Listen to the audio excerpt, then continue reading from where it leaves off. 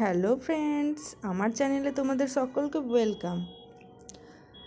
তোমাদের দাদা ভাই মাছ নিয়ে এসেছিল, আর তার সাথে সাথে কিছুটা মাছের তেলও নিয়ে এসেছিল।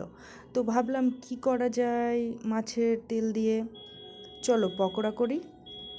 তাহলে দেখো, তো প্রথমে মাছের তেলটাকে ভালোভাবে ধুয়ে নিয়ে কুচি কুচি কুচি কুচি করে পিস করে নিলাম।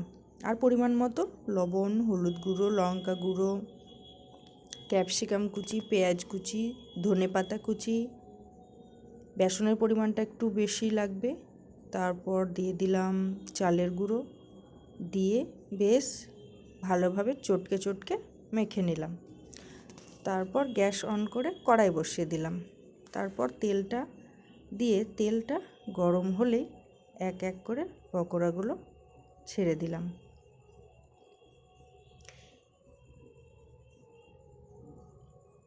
এবার পকোড়াগুলো কিছুক্ষণের জন্য রেখে দিলাম। বেশি নাড়াচাড়া করলে কিন্তু ভেঙে যাবে।